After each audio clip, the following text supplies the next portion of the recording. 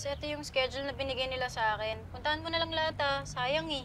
Ay oo, pupuntahan ko talaga to, no? Malaking tipid kapag nakakuha ko ng libreng PT ni Andoy. Salamat, bes. Sige, bes. Miss, may papakita ako sa'yo. Ano yan? Dali. Oh, tinan mo nga kung kakilala mo yan. Secret admirer? Basahin mo. To my princess. Para araw-araw kasama kita. Nagmamahal. Your secret admirer. May secret admirer ka? Akalain mo yun? Ganda mo, bes. Kala ko nga rin joke eh, pero parang totoo, bes. Kasi nung una, sombrero. Tapos ngayon naman, chocolate. Oh. Parang walang balak tumigil yan, kaya nga gusto ko nang malaman kung sino ba yan. Eh parang matagal nang may crush na ito eh. Tapos, kilala ka nung bata pa tayo.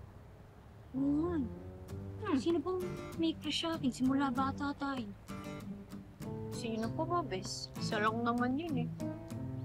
Sino? Hmm? Kilala mo? Sasabihin ko ba talaga ngayon? Ngayon na, sasabihin ko talaga sa'yo. Parang iwan naman. Kaibigan mo tayo, sabihin mo na. Ah! Pakuntsaba ka nung secret admirer ko, no? Oo. Ay, Ha? hindi!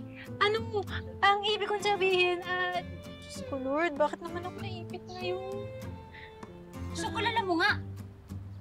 Sorry talaga. Pero kasing kaibigan ko eh. Isang dekada na, hindi pa rin ginagalaw yung baso eh. Kaya ako na lang, tapik lang naman eh. Ito, dekada na rin tayo magkaibigan. Sabihin mo na, sino ba yan? Ano bes, di yung ka-spark mo, yung ganun, spark mo. Si Wes. Ha? Uy, bagong kakilala ko lang si Wes, ha? Si Wes? Crush mo si Wes?